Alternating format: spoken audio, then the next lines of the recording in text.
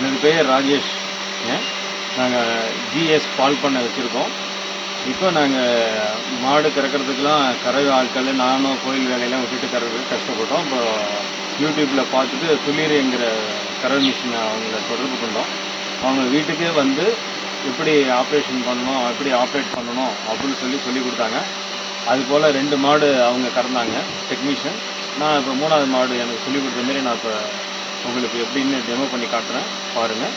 அதுபோல் எல்லோரும் இன்றைக்கி பால் வந்து பாக்கெட் பாலில் நிறையா புழுக்கள் அந்த மாரிலாம் இருக்குது. இயற்கையான நம்ம பசும்பாலை எடுத்து இருந்தோம்னா ஆதி காலத்தில் சித்தர்கள் அகஸ்தியர் காலத்தில் நம்ம முன்னோர்கள் காலத்திலலாம் எப்படி வாழ்ந்தாங்களோ அதுபோல் ஆரோக்கியமான பாலை நம்ம நடைமுறைப்படுத்தி இது போல் வைக்கல் கொட்டாய்கள்லாம் அமைத்து நம்ம செஞ்சோம் அப்படின்னாக்கா எல்லாருக்கும் ஒரு ஆரோக்கியமான ஒரு வாழ்வு கிடைக்கும். நமக்கு இந்த கொரோனா இந்த 3 வைரஸ் கிருமிகள்லேருந்து நம்ம உடலை நம்மளே ஆரோக்கியமாக பாதுகாத்துக்கலாங்கிறதுக்காக எல்லாருக்கும் நான் பெற்ற இன்பம் இந்த வையகமும் பெறணும் அப்படிங்கிறதுக்காக இந்த துளிர் என்னுடைய மிஷினரி கம்பெனிக்கும் என்னுடைய நன்றியை தெரிவித்து அவங்க விளம்பரமாகவும் இது அவங்களுக்கு செய்து கொடுக்கும்.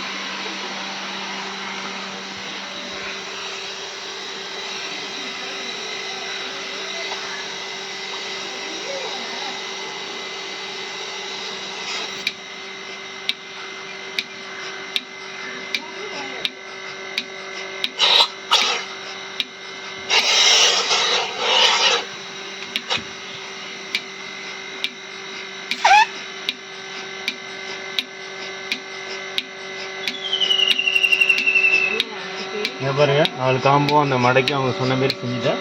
இப்போ பால் அது மக்களே வருது.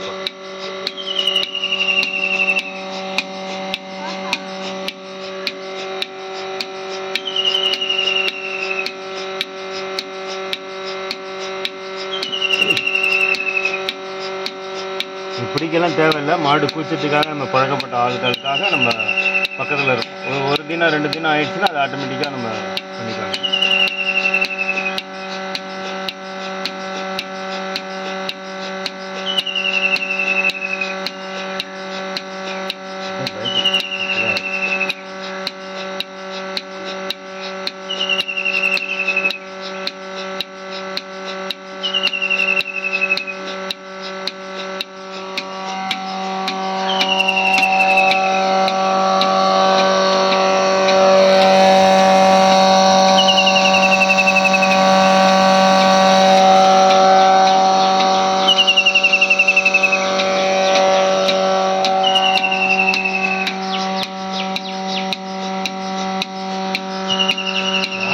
ஓசை மடங்கிருக்கு.